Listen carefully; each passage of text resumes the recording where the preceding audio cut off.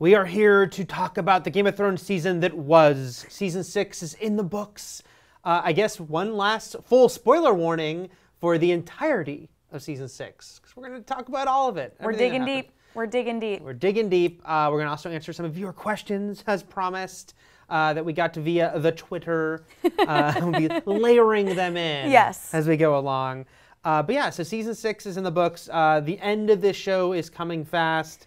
Yeah. They still haven't officially announced, like HBO has not said the show is ending with Season 8 in 2018, even though Benioff and Weiss won't stop saying that's what they want, and they want the shorter season. I believe their quote was, "We've always said 70 to 75 hours. Let's just call it 73. Right. So it seems like we have 13 more episodes left. It seems likely. I do hope, Comic-Con is fast upon us. Right after that is the TCA press tour. At one or the other, I hope they will officially announce, the end, the final 2 seasons. We will pre-write that article like some people pre-write celebrity obituaries. Yeah, because that's what we do at IGN. But it's pretty much a given at this point. Everyone involved in the show is pretty much owning up to it. So hopefully, I'm guessing at Comic-Con, but we'll see. But we're going to talk about Season 6 here, although we'll also get to some predictions for Season 7.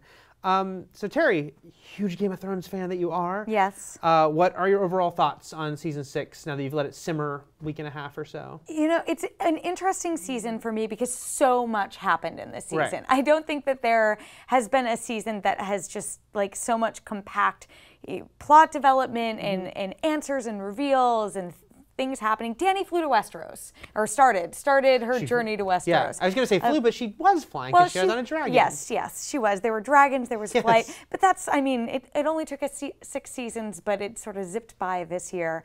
That said, I do think Season 6, for the sake of trying to expedite the story, lacked a lot of the subtlety and depth that maybe earlier seasons had had. Mm-hmm. You definitely could feel a shift in the pacing of the show where suddenly the end was in sight and they weren't waiting anymore. They weren't waiting for George to, try and get out a book, which I felt like they were doing in Season 5, buying him an extra year. And suddenly, it was full steam ahead. And because of that, they were sort of charging through, which, I'm not sure where this sits in my ranking of the seasons, probably somewhere in the middle. There's a lot I liked about it, a lot I wasn't crazy about. How about for you? Yeah, I think I'm pretty similar. It was hard to, when you came out of the season, I think we were all kind of on a high from the last 2 episodes. Yeah. But then when you really looked at the whole season, like Matt Fowler, who reviews the show for us, some people were taken aback that he gave it an 8.6 as opposed to a 9 or better, which is around where I'd think I'd give it. And I understand coming off the last 2, which were so great and gave us so much, But then, I thought about some of the middle of the season, and it was, there was some stuff this season was a bit messy, and pacing-wise, it was a little strange because it was way faster paced than we're used to. Everyone's made a million jokes about how fast the characters would travel, but sometimes it was a little sort of erratic how it was paced. Things were moving quickly, but then there was a couple storylines that stood out for actually still treading water a bit. I'm sure we'll get to those a little more. But its high moments were hugely high moments. Yeah. It's like it gave us some of the most thrilling and satisfying moments of the entire series. So a mixed bag, but a mixed bag on Game of Thrones' very high standards. It was still an excellent year of TV, I thought, for me. I'm probably with you, though, in that it's in the middle-ish of, if I was, ranking the seasons. I liked it more than, say, 2 and 5.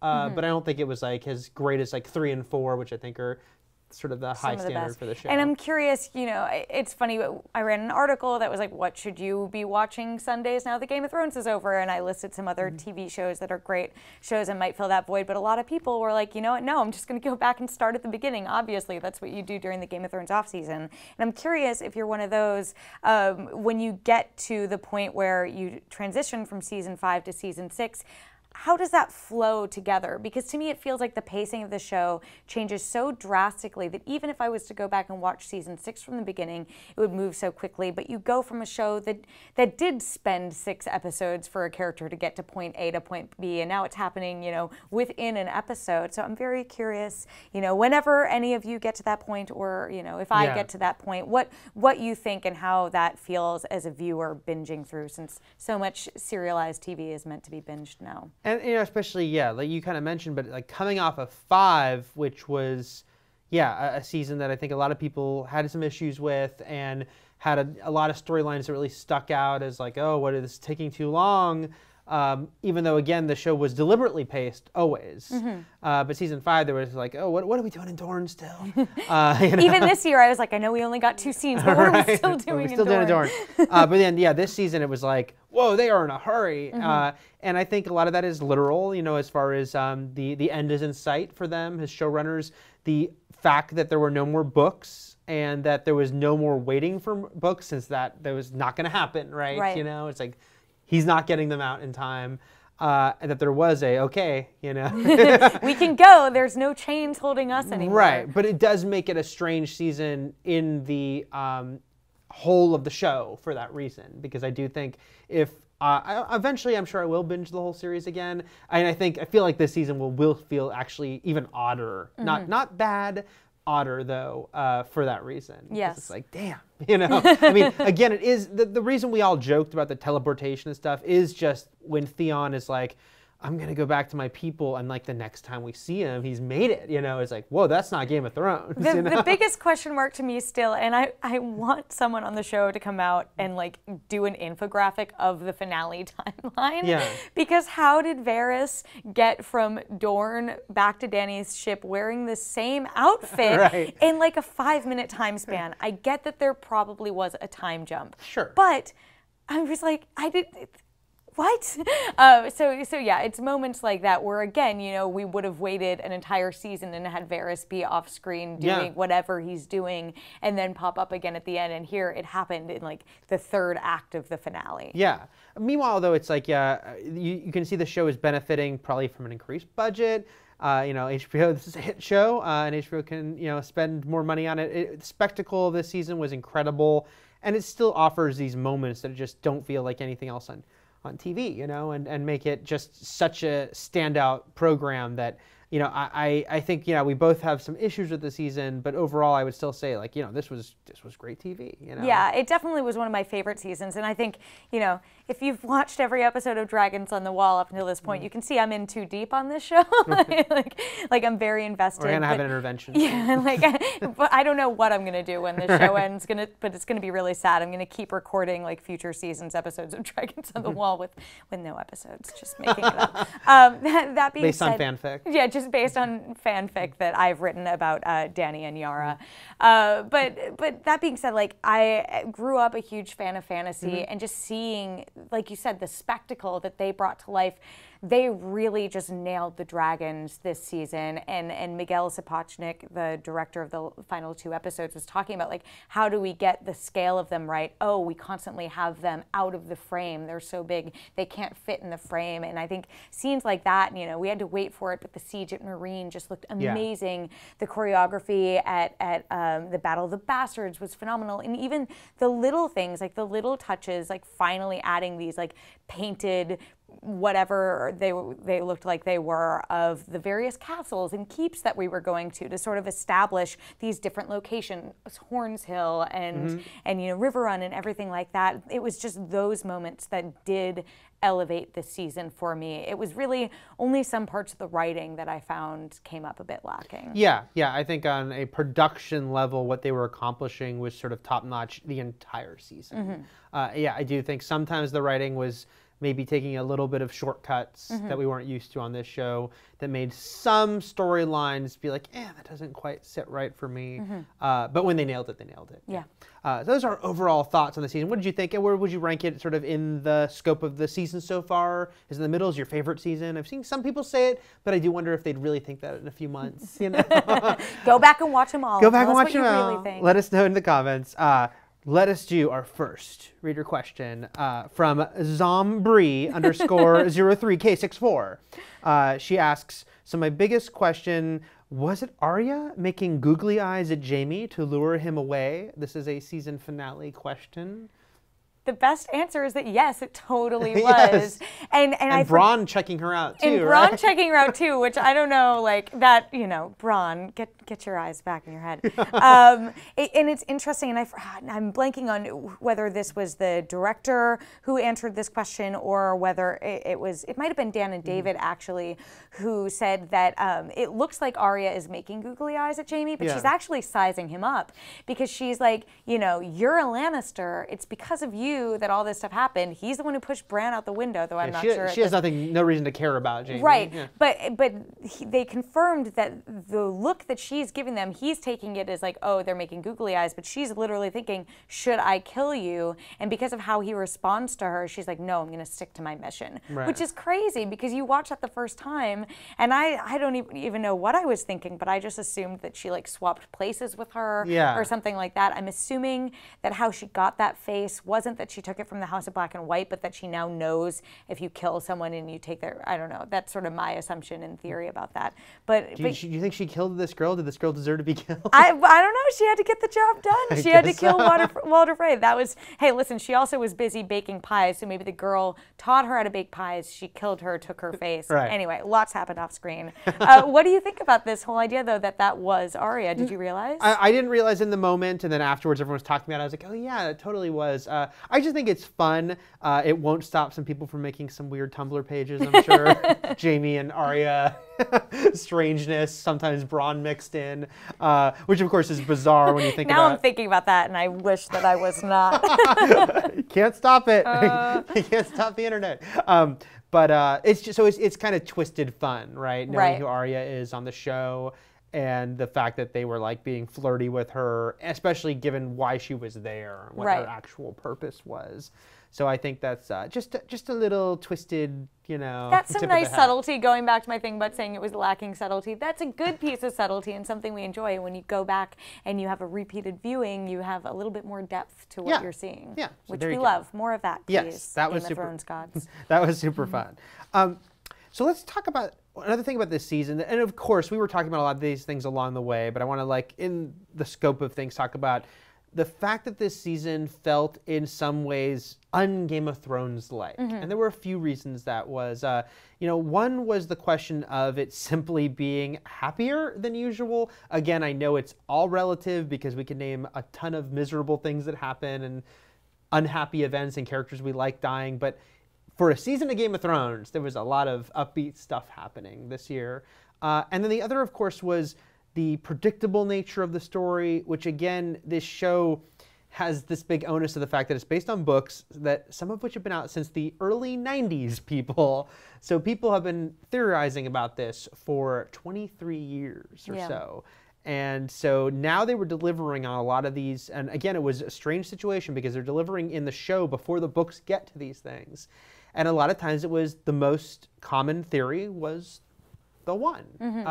What did you think overall of that? Did it kind of throw you? Did it take you out of the show that these things that were uncharacteristic of it? Or did you just accept that's where we are now? I know that I was more upset along the way.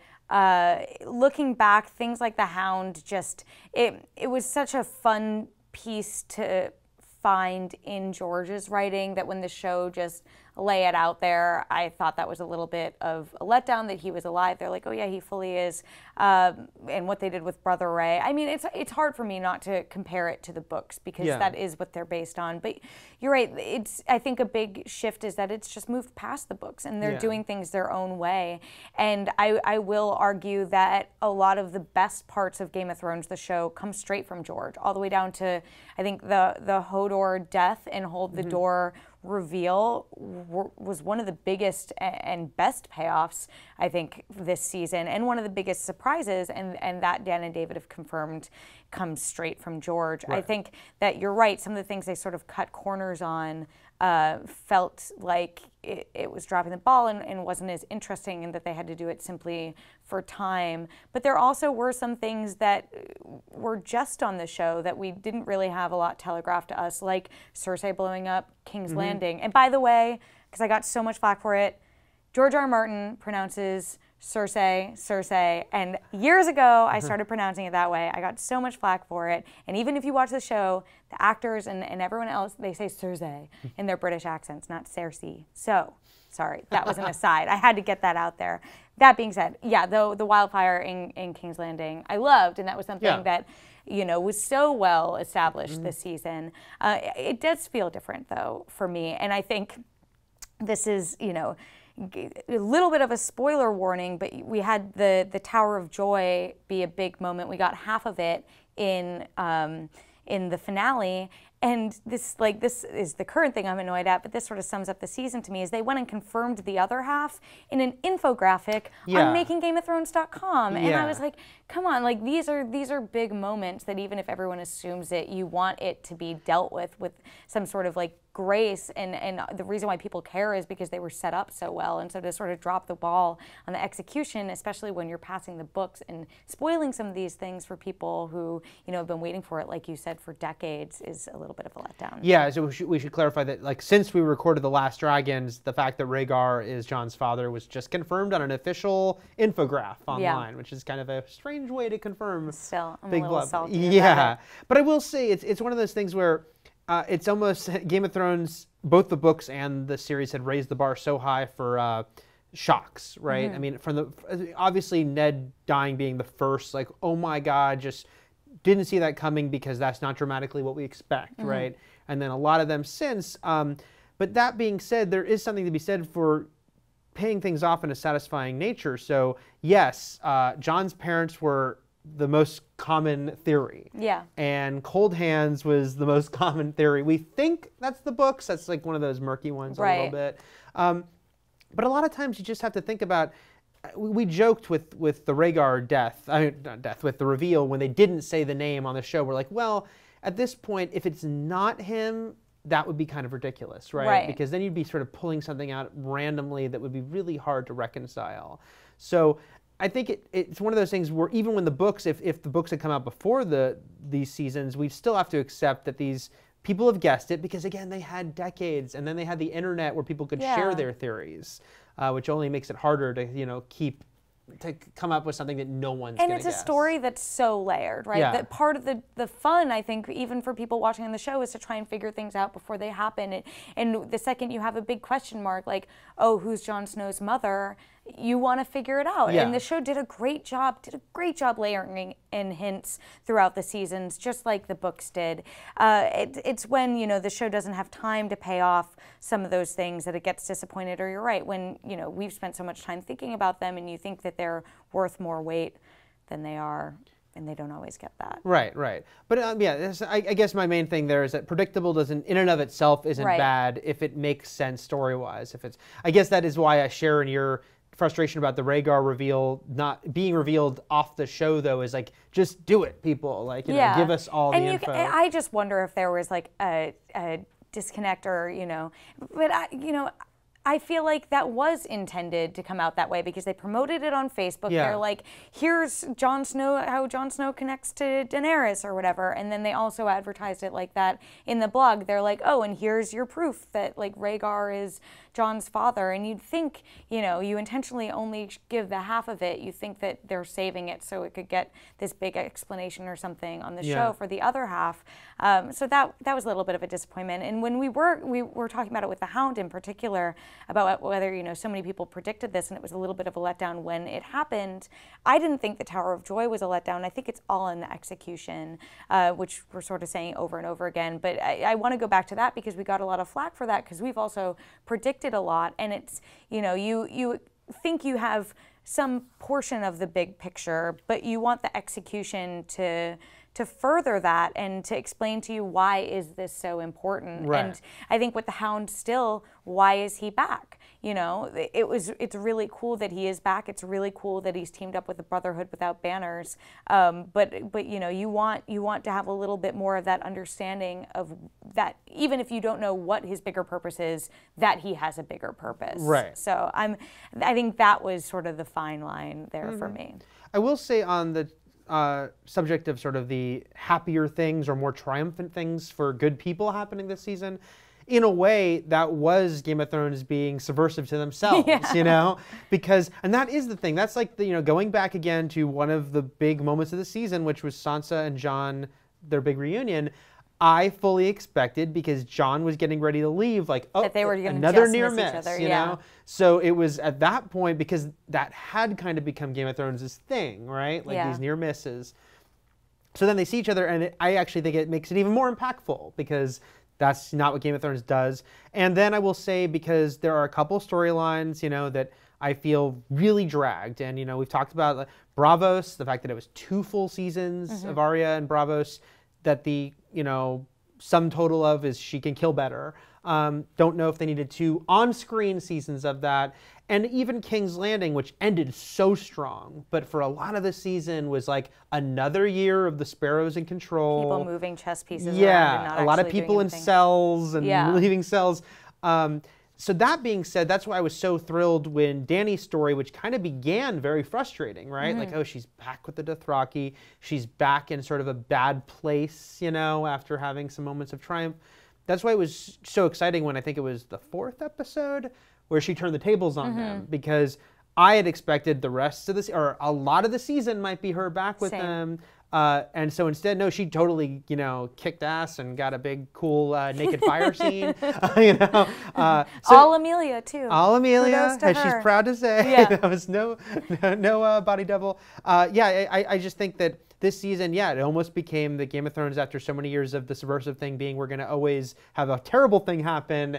This year it became, we're going to have a triumphant thing happen. And I feel like part of that is the showrunners and writers just finally listening to criticism. Yeah. I think that they were a little bit resistant. Especially to after some, 5, Yeah, I think, yeah. But 5, if you look back on 5, and one of the first like spoiler-free teases I was given for this season was good things actually do happen. Yep. And I think it's because if you look at 5, part of the reason I think why people didn't respond well to it is nothing good happened Yeah. to any character. It was terrible thing after terrible thing, rape, murder, death, like just so many bad things happening over and over again that it's hard to find any, not even joy, but enjoyment from there. And Yeah. in Game of Thrones, you're right, is a show that prides itself on not giving you the outcome you want, but you still have to have something to root for. Yeah. And they really did bring that back a lot. And you're right, once you get close to the end, at a certain point, good things have to start happening or just everyone's going to be dead. Right, and again, it's one of those things where it's, you know, of course we're not delusional about the show is a dark show, Right. And bad things are going to happen and will happen till the very end, I'm sure.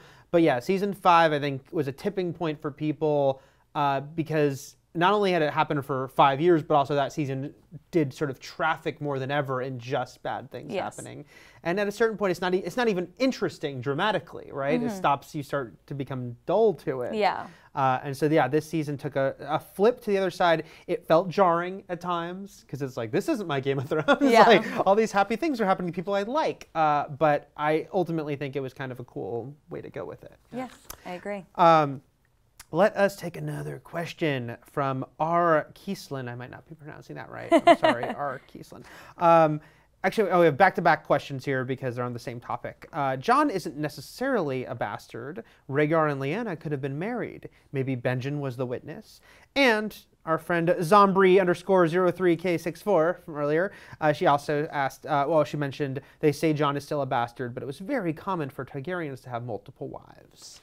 Thoughts on that? Because I know they're kind of following up the fact that we talked about, you know, that this could, again, especially right now with like Jon being declared king in the north again, and you're Ned Stark's son, even though you're a bastard, and does this make it murky or what have you? What do you think? Well, I think it's not necessarily Jon's claim to the north, but Jon's claim to the Iron Throne. Yeah. Because, you know, if he's Rhaegar's son, then he also is like a pretty worthy successor to the throne. If he's not a bastard son, if he's Right. like his true-born son with Lyanna, that would make him a viable heir to the throne, whereas Daenerys is the daughter of the Mad King. So Right. they're sort of like, I guess she probably still has more of a strong claim to the throne, Right. Regardless. But yeah, it does make it murky. I do think he's a bastard.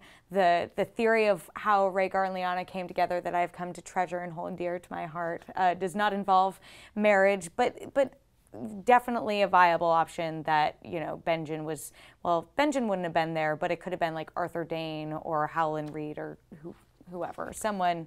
No, not Helen Reed either. I'm confusing everything. Arthur Dane, definitely. Arthur Dane could have been a witness. Yeah, there's obviously still a lot of minutia we don't know. And Right. Okay, so again, she had her whisper, which a lot of the most common theory is that it was John's real name was included in there. Again, the Rhaegar thing has now been confirmed, even though we all kind of knew it, but it's been 100% confirmed off the show. So yeah, what else did she tell him? And yeah, what are the exact specifics? We don't know. It does seem likely that it's going to be some version of, yes, they were in love. He didn't just take her and rape her. Right. But yeah, were they married? And does that even more legitimize John towards the end? We've talked a lot about how John and Dany could just as easily be enemies as allies. There's Right. a lot of ways they can go with that. By the way, clarify for me, I always forget, she is his aunt? She's his aunt. She's aunt. Yes, Yeah. because Rhaegar is her brother, and he is Rhaegar's son. It's a hot aunt. Yeah. Just saying. Yeah, they're about the same age. It works out pretty well. I believe the most popular theory about what she said is that his name was Jaehaerys. I might be mispronouncing that, which I like that theory. Like, again, as you said, people think it's John's true name. Yeah. Probably a very Targaryen name, which if Robert heard that, Robert Baratheon would be like, oh, there's a living Targaryen, gotta kill him, which is part of why Ned needed to hide him. secret, yeah. But like Jaehaerys, which is a known name of previous Targaryen kings, could easily be shortened to Jon, Yeah. Jon Snow. So I like that idea. It is interesting because I do want to see how I hope it's something sort of big enough to justify the whisper. I mean, I think it was one of the heaviest lifting they had to do this season was the Tower of Joy and explain that. I mean, I think I mentioned even on Dragons that I had to kind of pause and explain to my wife a little bit, because if you didn't read the books, and that's why they did a lot of previously ons of, Right. I think 2 or 3 times they showed Littlefinger telling Sansa the story, because it's not a major part of the show, right? Right. It's there, but it's not,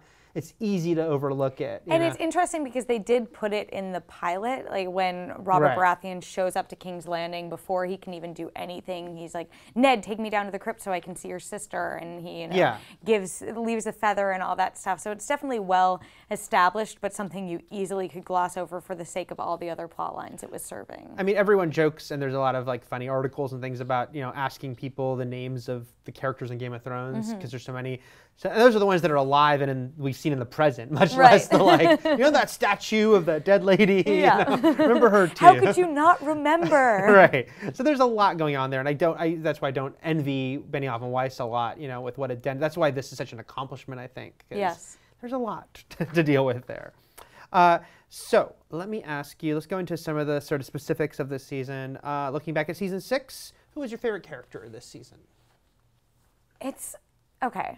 I really love Sansa Stark's arc this season, but I do think Lyanna Mormont stole it for me. She's small, she's young, but she is the queen that was promised. I think she just stole every scene that she was in. And when I think of like concentrated joy that I got from a character, it probably was her. But main characters, I really loved the journey that Sansa went on, followed close behind by Yara. I think Yara also had a really cool comeback, and I liked a lot of what they did with her, especially her meeting with Dany was just amazing. How about for you? Well, first I'm going to kind of steal from you because I was only thinking of main characters. But if I'm just saying all the characters, who did I get joy and love from? Yeah, Lady Mormont. I thought we were going to say it at the same time too. I was like, it's gotta be Lyanna Mormont. She was just awesome, and she deserves a spinoff and The young bear. Everything, yeah. But for main characters, for me, I'm a little bit of a mixed tie between Sansa and Jon. Part of mixing them together is the joy of seeing them working together, which was just constantly thrilling, even with her keeping secrets, sometimes not very well motivated secrets, but keeping secrets behind his back. Just the fact they were together on screen, again, something that for 5 years of the show just did not seem like they were ever going to give us until maybe the very end of any of these two Starks working together. But also Jon, I do need to mention, because Jon, to me, of the main characters, like of the highest paid ones, we should say, I guess that's like there's 5 of them plus Sansa and Arya, maybe 7 or so. Jon, to me, has kind of been the least interesting in a lot of the fights. I love him. I like him, but I think it was only because he did have the onus of being the last traditional hero left after Ned and Robb died. He was like the good guy doing the right thing, which on Game of Thrones didn't strike me as quite as interesting. Even though I still liked him, I didn't think he was boring. But then this season, just him coming back, leaving the Night's Watch, again, aligning him with Sansa. I was just so excited to see that journey. I guess it's really overlapping, though, with him and Sansa, because it was just seeing the two of them. And even, you know, in the Battle of the Bastards, of course, he got to, like, triumph over adversity with this huge fight, but then at the end, sort of letting her have the kill and the back and forth between the two of them. And yes, coming off season 5, certainly, because again, everyone was so excited coming out of season 4 about, ooh, Dark Sansa, where's Sansa going? Sansa's rising to power, and then she had her most miserable, depressing then she got knocked season. Right back where she was before. So this season, to finally see her actually take the power that a lot of us thought she was going to take a year ago was really exciting. And to see her in this actual position of power where we could root for her, because again, she was pretty hateable when the show began, and if she had been, you know, in any sort of position of authority in season 1 or 2, wouldn't have been rooting for her. But now you just see what she's gone through, her sort of inner strength, and I thought that's been a great journey for her. Yeah, overall. It's been very earned, and I think the most earned storyline of anyone, even like Dany, who started at nothing, going around, you know, marrying a Khal just so she could get some ships to claim her rightful place on the Iron Throne, which we didn't really believe yet. But I think even like charting her journey, I think Sansa has ended up having the best one overall, and I'm interested to see if she keeps going up, which doesn't seem likely for Game of Thrones standards. But yeah, I think definitely looking back. And also Bran.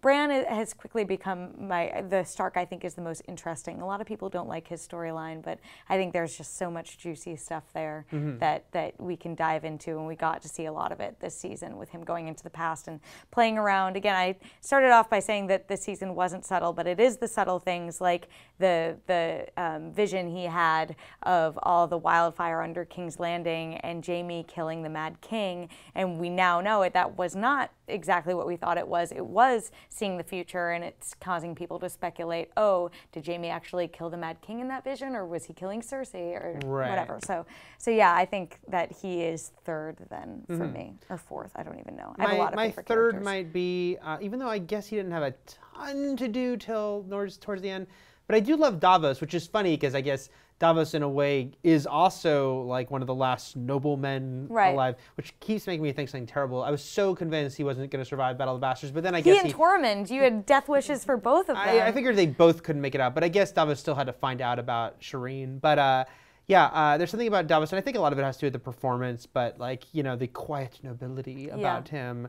But also the fact that he's just a guy trying to make, you know, he's like, he's not supposed to be like the most badass or something like that, you know, he's just trying to be like a loyal, good guy. Yeah, and his sort of origin story is the Onion Knight too, where he was a smuggler and then Stannis turned him around. I love that, and I love that, you know, you're right, Liam Cunningham brings that out in every scene that he's in, even though it's not overt. I think the cast in the show has just gotten better and better with every year, and it's really thanks to them that this season is as good as it was. Yeah. Absolutely. Lady Mormont and Sansa are our big unifications Ladies. there. Let us know in the comments, who was your favorite character this season specifically? Who did you think had like the most satisfying arc and most satisfying moments? Let us know. Let us go back to reader questions. Reader questions. I'm not going to pronounce your name right at all, but the Twitter handle is B, I'm guessing this is the last name, B. Khadkar? Shadkar. That seems more likely. Chaudcar. Okay, so they had some issues with some stuff we talked about. All right. Specifically with Sansa, so it's kind of a good off what we were talking about. This was 2 tweets, so it's all put together. You gave me this put together. In quotes, Sansa's, "You are a Stark to me, not important to mention. Her Littlefinger rejection, no mention. But Littlefinger words and looks." I get what you're insinuating here. Sansa seems to be viewed as this pawn that Littlefinger will always manipulate. Nobody questions anybody's loyalty but Sansa's. First of all, we're both Team Sansa. Yeah, we just established that, and that's funny. So this person is mentioning the fact that, you know, when we were talking about the finale, we didn't talk about Sansa and Littlefinger's first meeting and Sansa's comment to Jon where she says, like, you're a Stark to me. We only really focused on her conversation with Baelish later when he says, you know, you should be queen, he is just a bastard, and then they share this look at the end, this seemingly meaningful look. And so our assumption, or my assumption at least, I won't speak for you, Eric, if it changed since then, was that she was sharing a look with Littlefinger where it was sort of like, you're right, Jon shouldn't have been named king, it should have been me. But what other people are reading into it is that she's acknowledging that Littlefinger might be He's trouble. a problem and I have to get rid of him. Right, exactly. Yeah. Whereas she's already established, to her, Jon is a Stark and worthy of being on the throne. So why would she go back on it so soon after? Yeah, I think that's certainly a possibility. I mean, we were being colored for sure by the fact that, and we also recording it like 10 minutes after we watched Benioff and Weiss, and after post-show thing, basically saying like, oh, like there's watch out, like the things that still might not be great with Jon and Sansa, and of course they could be completely leading us down the wrong road, and it could be more about her level of like playing the game and being dark as all hell if she like took Littlefinger out next, right? Right. That would be cool. But I would just say, while we didn't mention those other moments, I mean, I thought they were great moments, and I in no way think it's supposed to be at all Sansa has no affection for Jon and is just coldly using him as a pawn. If anything, it's complicated, and maybe she has some hesitations, but I do think that was a great moment, of course, where she said, "You're a Stark to me," and I think definitely she loves him. Again, it's a credit to the show and the actors that they sold all of this reunion when there was never anything to begin with. Right. They were in the pilot together and they never spoke in the Winterfell scenes. It was all had to be just us getting it from knowing the characters, her apologizing to him for how she used to act, which we can project because we saw how she acted to Arya. Right. Mostly, that's most of what we had as far as sibling interaction goes. So that's a credit to the show, and I totally buy into that warmth between them. It's just, who knows? And I also think part of it for me is that Sansa has learned better than to fully commit her trust in anyone at this point. And she is playing the game, I think, whether she means to or not. And that's part of why she even apologizes to Jon. She's like, I don't know why I couldn't trust you enough to tell you that Littlefinger is coming. And I think that that's going to be part of her reservation anyway. I think she should have still explained a little more. I know you do. I know you do. And until we get a full episode that's all explaining her motivation and also how Varys traveled so quickly, I don't think we're going to be okay.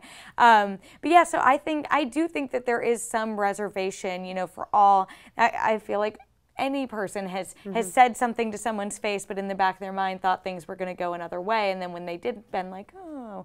And that's, I think, what that moment was with her. But we'll see. I think she'll still stand behind Jon, but I also feel like when his parentage comes out public, which it seems inevitable it will now that we, the audience, know for sure, he either will have to go off and face Dany or side with Dany or go on some bigger journey, and Sansa can stay behind in Winterfell and be the queen. I hope that it's building up to her being queen of Winterfell, and it feels like it is her right at this point. So I think even the look on Jon's face was a little bit like, is this the right move for me to be the White Wolf in King of the North? So I don't think that's permanent. Yeah. I think that a lot of things are malleable. But yeah, Sansa's, we have plenty of positive feelings about Sansa. We love Sansa. All right, my next question for you, Terry, is... Is this from you? Did the Eric Goldman leave this one? The Eric Goldman wrote this one. It's amazing. What do you think is the best episode this season, season 6? For me, it still is the Battle of the Bastards that is above the other ones. I really liked the finale, but the Battle of the Bastards just blew me away. That is an episode that I let some of the story concerns go by the wayside, where things didn't quite add up, because I just thought the spectacle of it was phenomenal. It's one of the most impressive fantasy battle scenes I've ever seen, even up against stuff like Lord of the Rings. And other episodes like that, and I'm excited to go back and watch it again soon. I haven't had a chance yet, but it got me. It got me in all the ways that a Game of Thrones episode needed to get me. And Hardhome still might be my favorite episode, but I think that this is number 2. I think for me it is the finale, Winds of Winter, and. Yeah, when we talked about Battle of the Bastards, again, I loved it. I just didn't love it quite as much as you and some other people. I think I said... And 9.9 isn't high enough? I think I said at the time, I'm more in the 9 range. Yeah. even though I did love it, and I thought it was an amazing just accomplishment. But wins the winner, I think maybe because there was a lot more going on, a lot more to delve into. A lot has been said and written about it just in the past week about that opening sequence and just how it is masterful in its own way. Leading up, like her, okay, when the wildfire goes off and there's big explosions, that's cool. But it's really the anticipation. And that's kind of going back to us saying that predictable isn't in and of itself a bad thing. Yes, we were not the only ones to guess that this was Cersei's plan. Right. And there was no swerve here. It was what we were kind of expecting. She was going to blow up a bunch of wildfire and kill her enemies. But the way it's presented, I think Fowler, amongst others, has almost described it as a Hitchcockian. Like, there's just something about the way they established it, the music, this sort of inevitable sadness permeating all of it. Is, I think, maybe their best sequence ever. Yeah, I would agree with that. And then overall, just there was a lot of things in that finale that I just thought were sort of immensely satisfying. And of course, yeah, just finally getting Dany going the direction we want her going. Yeah, it was next season starts off, oh, we've been going the wrong way. Right. Oh man, Varys, you're so fast, but you have the terrible map. Yeah, I don't know. Just I feel like that finale, and there was a lot of great episodes. The Door was a great episode. The couple others early on, there were some others in the middle that I thought weren't as great. But when I look back at just the finale and all the things that happen in it, for a lot of different characters, I think that's why it really sticks out to me. So. Those are our choices for best episode of the season. What did you think? What is your favorite? Is it going to be no one? Let's find out. You can only pick one. Yeah, you can only pick one. Let's see. We have our next. Oh, this is a good Twitter handle. Next question is Dr. Chaos, PhD, Chaos with a K, which is more of a statement. No love for Ghost in season 6, episode 9, and episode 10. Frowny face. Not even a name drop. Where was Ghost? Where was Ghost? The big excuse for why Ghost wasn't in episode 9 was that they only had the budget to do One the Giant or Ghost the Direwolf. And don't forget, 9 also had the dragons, because it also had the Marine stuff. Yeah, it had the Battle of the Siege of Marine. Yeah. So that's why Ghost went by the wayside. But it's true, like, Ghost wasn't even by Jon's side or given a little howl in the background in excitement or something like that. Yeah. You think that Ghost would be there. It's a bummer. Maybe they'll have enough budget next season for Direwolf and Giant, even though one is dead, or Direwolf and dragons. We've talked before about how we really want Nymeria to come back. Yeah. There are only 2 Direwolves left, people. We have to at least get to see them. But maybe the Direwolves end up having a bigger purpose in the story. Maybe, although right now I've kind of resigned myself to feel like, certainly at this point of the show, they're not. I mean, again, yeah, it's a I think it's a practical, at the end of the day, it's a practical question and decision and a budgetary one. And when you have a show that is already the most expensive show on TV and a lot of money on screen and has, huge dragon effects, the direwolves are probably like just something that like we just can't do it. And even when Bran's direwolf was killed, it was a little choppy because we barely had it established that it was even with him at that point. It just kind of leaps up to die, which felt like, probably a budgetary decision. Well, we only can show the direwolf a few times here. Right, we have like a certain minute limit for how much we can animate them per season. So yes, in a perfect world, we'd see a lot more of Ghost and at least get him mentioned. But I think mentioning him, they would probably felt was even more distracting if they're like, oh, Ghost just killed a bunch of guys over there. He's doing awesome. Yeah. I'm gonna totally Ghost. Gonna but they were so him. cute when they were puppies. They were so cute when they were puppies. But yeah, so hopefully though, yeah, maybe at the end, the final direwolves will get their due a little more. Yeah. Which do you think will be more emotional, if and when Sansa and Arya see each other again, or if and when Ghost and Nymeria see each other again?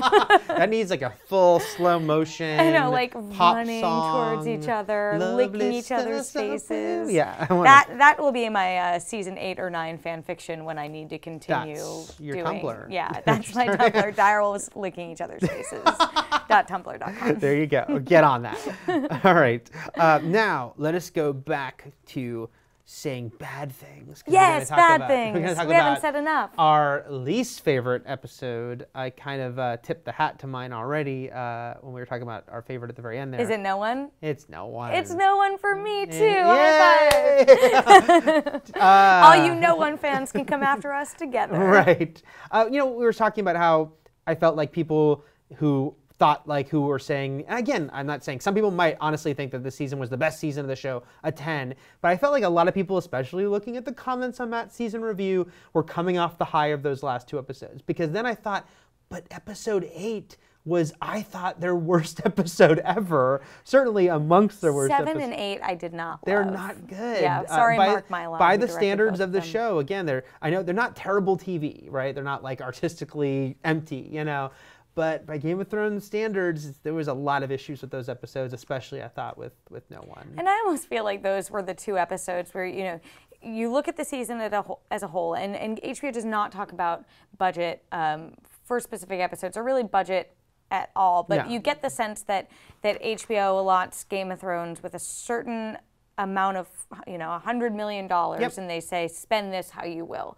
And so when you are spending like 20, probably 30,000 for your last 2 episodes, you're spending a big chunk of your episodic budget allotment in the final 2 episodes and some other big moments throughout the season. I think you said 30,000, but I think you mean a lot more than that, of 100 million. 30 million. Yeah. 30 million is what I mean. Thank you. No problem. Yeah, but so when you're spending so much of it there, you need to come up short in some other episodes. And Yeah. I felt like 7 and 8 were those episodes where they had to lean more on comedy and these other things and character moments, I guess. But the character moments felt flat to me. I feel like you could have done a lot more with the Hound coming back than they actually did, and with Brother Ray.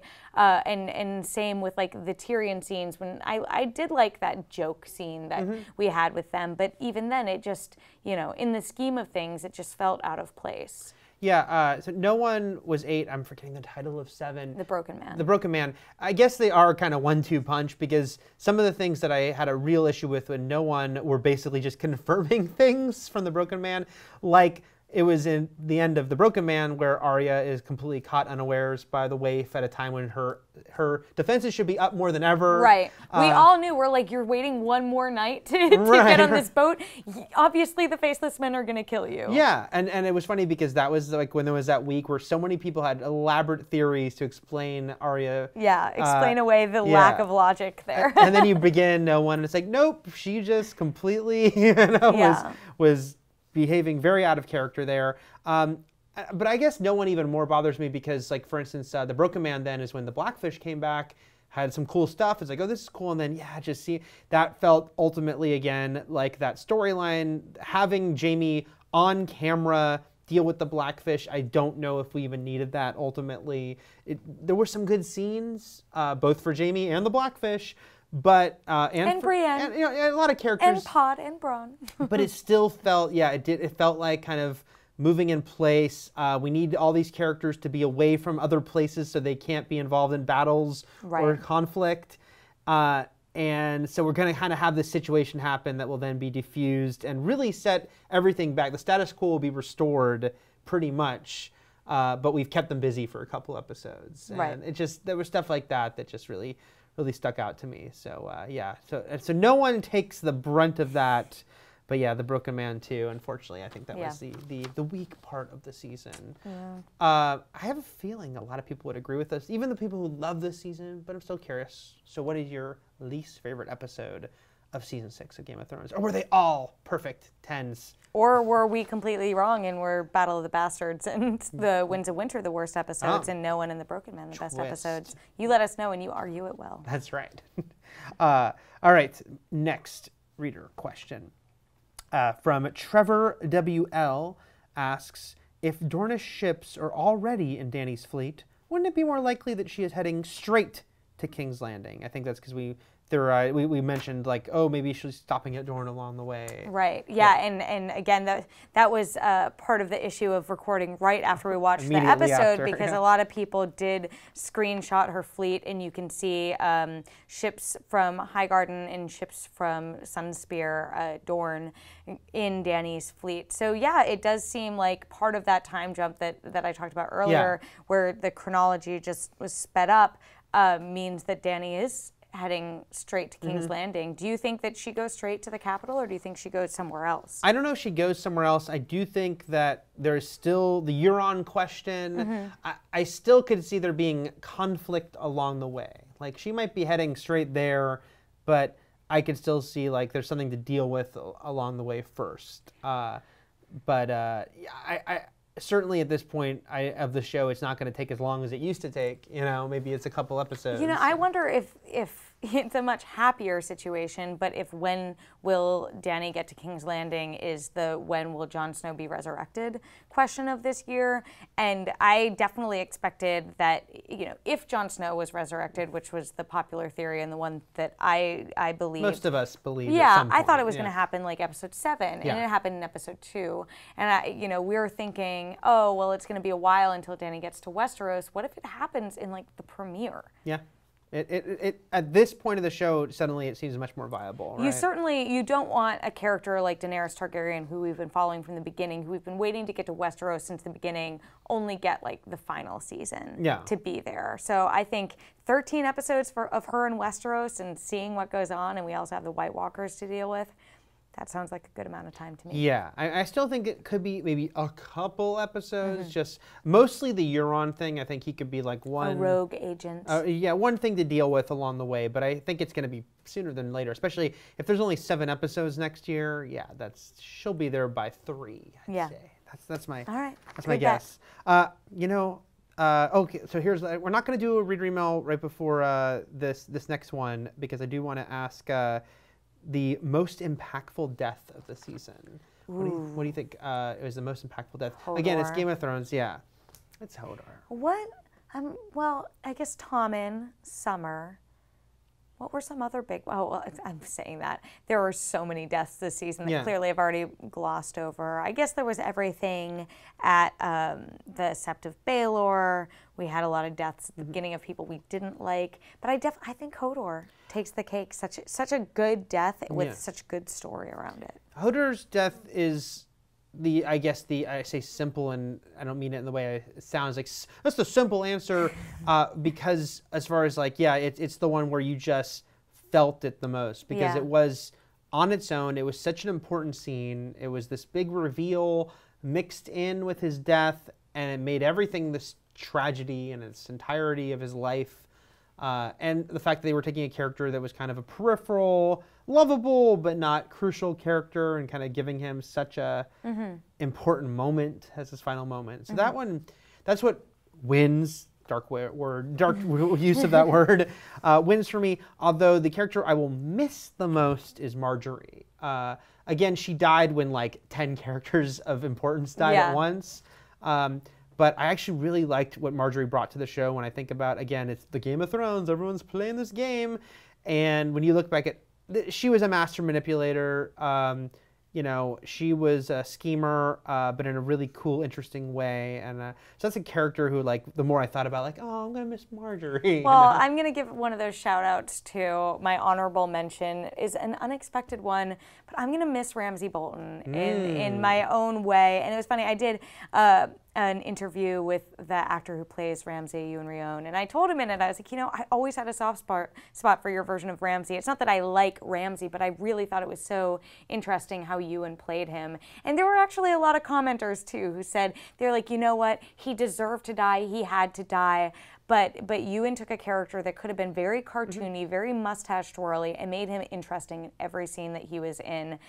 So I'll miss that. We have the Night King left, who's just this physical embodiment of death, and there's not a lot of that. It's like Sauron. Like there's not a lot of dimension there. Yeah. So Ramsay, I think, was our last. We also have Cersei, obviously, but Ramsay was our last true, just evil all the way through character to have on the show. And R.I.P. Ramsay Bolton. I do think it was a really good performance. I mean, I was kind of in the middle because there are some people, some colleagues of ours who were like really sick of Ramsay by the time he died. Just because, you know, at a certain point, Right. once they've established, that you're evil. Yeah, but I will say he gave a very good performance, especially given that there were limitations, right? The character was not nuanced at a certain point. You know, it was like, okay, we get it. We get what this guy is, but I think that he did bring a certain flair to the role that was appreciated. Marjorie, BuzzFeed, who I love to snark about, but also do really good work. They do a lot of interesting work. They did a thing about like sort of a very BuzzFeedy article, but it was like, you know, 20 times or whatever Marjorie was awesome or something. But I was looking at it going, oh yeah, that was great. That was great. Like all the different ways, you know, from her like, you know, being amongst the common folks to her barbs at Cersei. And she's a character more than a lot of other ones for me that I hope her storyline ends up a bit different in the book, because I did feel like she just had so much potential that didn't get to be mined, and she always seemed like she was one step ahead of the plan or had something else up her sleeve that when it went out this way, I was like, oh, you couldn't have found a way to get out of it. Yeah, it's interesting though, because I was reading, you know, an interview with her post-death on the show, and they mentioned that, you know, the show has given her a lot more to do than the books do. So I almost kind of feel probably not. I feel like the show, they liked her, they liked Natalie Dormer, and they liked the role. So they gave her a lot more stuff that probably in a way undercut her ending, because then there was no way out, you know, at that point. And that did make her final season not as, you know, it was great, of course, when she gave the, you know, message to her grandmother, I'm still with you. Now that didn't pay off for her. It paid off for her grandmother, because now her grandmother's like, okay, I never lost her. Rage incarnate. I'm gonna go freaking get this, Cersei. Yeah. Revenge. Revenge. So let's. What did you think was the most impactful death in season 6? Of course, we said it was a happier season, but there was still plenty of death and misery. There was a lot of death this season. Yeah, just the finale alone. Come on. I completely screwed up when I said I wasn't going to read another question before that last one. I did read the Dorne one. Not going to read another question before this final topic, because I'm going to read it right after. So let's end with an, you know, obvious place to end, but we're looking towards the future, which is season 7 predictions. I'm still not going to ask you how do you think the show will end, since there's 2 more years. Right. But in next year, which we think is 7 episodes. Hopes and wishes. Hopes and wishes for what we believe will be a truncated season 7 next year. So first of all, we both agree that we think that Daenerys is going to get to Westeros next season. I think it could happen as early as the premiere. You say episode 3 if we're looking at a 7 episode. episode. by episode. I think it is sooner than later, though. Okay. I think it's, I also think big prediction, and one that's gotten very popular after the finale, is that Jaime is going to kill Cersei. I think that that's what that look was, and there's a lot of talk about how he was the one who killed the Mad King for threatening to do what Cersei did. I think, you know, love can only take you so far in this world, and maybe it was just seeing Brienne again, or coming back and having no children to really help hold them together. But I think she's donezo. He's the Valonqar. He's the little brother who is fated to kill her. I think that there's definitely something to that, because it's dramatically pretty interesting, of course. I am curious about Arya. Again, going back to the fact that we filmed the last one right after we watched it, and we were talking about, oh, where will she go next? And then a lot of people pointed out, it's like, okay, well, she's back on her list, and Cersei is kind of the last big name. So even if she does a pit stop along the way, she's got to be going to King's Landing too. So I'm starting to wonder if there will be some sort of alliance between her and Jaime. Even if they wanted to make a little reference to the whole disguise thing, or not. It could just be a funny thing for us and Arya to know about. But I do think it's more dramatically interesting ultimately for Jaime to kill her than Arya. But I almost wonder if Arya and Jaime could somewhat be aligned. Like there could be some kind of like partnership there between the two of them. What do you think is going to happen? They brought the Hound back, but only for a couple episodes. And we've said that right now that it was cool to see him, but we didn't it didn't really prove itself to like, why did you need to do this? So do you think next season we're going to get more of that? I think we're definitely going to get more of that, and I think that Melisandre could end up teaming up with them. And it's interesting, the second that, you know, Davos and Jon Snow throw down the gauntlet of Melisandre, you can never come back to the wall ever, we're going to kill you, means, to me, she's going to go back at some point for some great reason that she's going to have to. Where else? Everyone is going up north to fight this great battle, or so we think. So where else would she go? So I think that she can meet up with them, and we know that they are journeying north, and maybe they can pick up some other stragglers like Brienne and Arya along the way. Because, yeah, I should mention, a lot of people also mentioned that Melisandre told Arya that we will meet again. Yes. It was like season 3.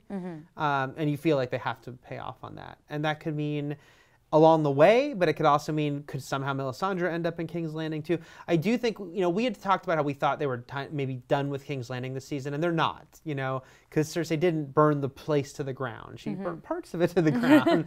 But that throne room's still standing, is still there. I still think, I don't know if King's Landing is making it to the end of the series, but and I feel like, yeah, taking down Cersei again. There's almost a order here. Like, what's, as you mentioned, the Night's King isn't like a full-fledged character yet, right? He has not said a word. He has had no soliloquy.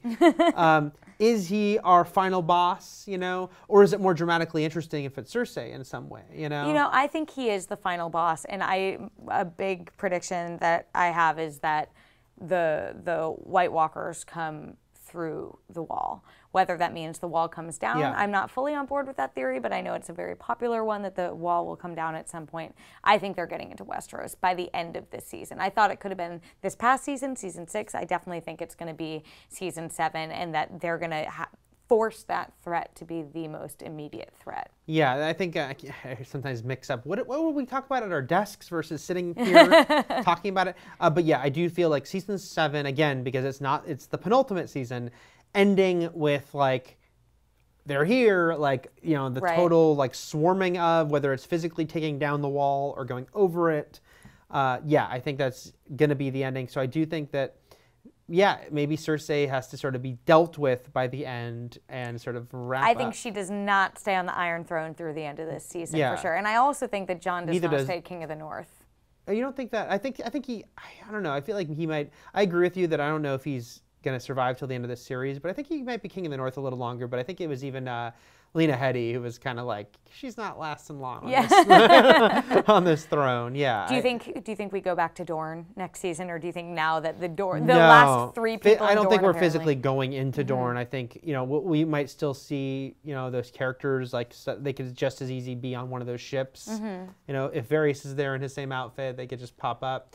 But physically going back to Dorne and its very small courtyard, I think we're probably something done. That I don't know if Game of Thrones is good enough to give it to us, but certainly seems like a likely possibility for season 7 is Tyrion coming face to face with his siblings again. If Dany is going to King's Landing, that would be something really interesting. Like, we're talking about these sibling reunions that we want. When Sansa and Arya see each other again, I'm just going to be openly weeping, crying all over the place. But I also think in a less happy reunion, seeing Tyrion and either Tyrion and Jaime, Tyrion and Cersei, or all 3 of them together is just going to be interesting no matter what happens. I mean, we talked last week about, it seems like they're setting up a queen showdown of some sort. And you could definitely see the dramatic strength in the, if they're facing each other from far away and Tyrion's next to Dany and Cersei just getting that Cersei look upon her face. So do you have any other big predictions before I ask you the big one? I do not. All right. Are we going to see Gendry in season 7? Wow. Is that a good segue? I was going to read this email. It's funny, we've actually touched on both of these things, but YMV007 asks, do you think Nymeria will find Arya next season, and will Gendry ever be on the show again? I'm going to, after what a happy season we had in season 6 and all the things we wanted happening, I'm going to say yes and yes. Too optimistic? I don't know about next season for Nymeria, but she's got to pop up again at some point.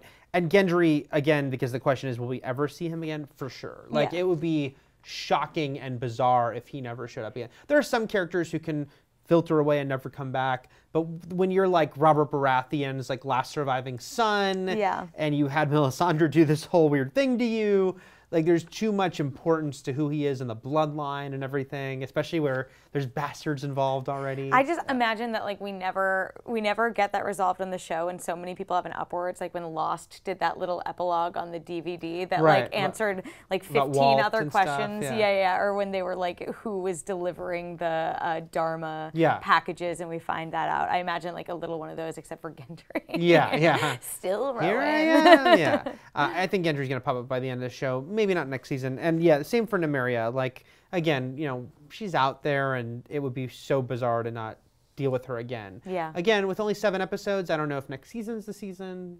I'm gonna go for it. I'm gonna say yes. She thinks next season. Yeah. So, what do you guys think? Let us know in the comments. What do you think is going to happen next season? Specifically, do you think we'll see Nymeria and/or Gendry in season 7, or if not, in season 8? But let us know your big predictions for next season. Is Cersei's time on the throne going to be very short-lived? And when will Dany get to Westeros? You know, is that a very express to Westeros she's taken? Yeah, there right away. you know, she's on the Varys Express. The Varys Express. So that is it for Dragons on the Wall. I say most likely for this year, though you never know. What if we did like a special one? Maybe something good after Comic-Con. You never know. You never know. But certainly we will be back next year when there is season 7 on a weekly basis for the duration. But thank you for listening and or watching all this year as we gab about Game of Thrones, a show we really enjoy. So, hey. Terry_Schwartz on Twitter. That's right. Terry_Schwartz. The Eric Ullman on Twitter. I'd say, well, you can still send us your questions and comments because we can respond on Twitter. It's true, we can. #Dragons on the Wall. That is it for now, but for plenty more on Game of Thrones, as always, keep it at IGN.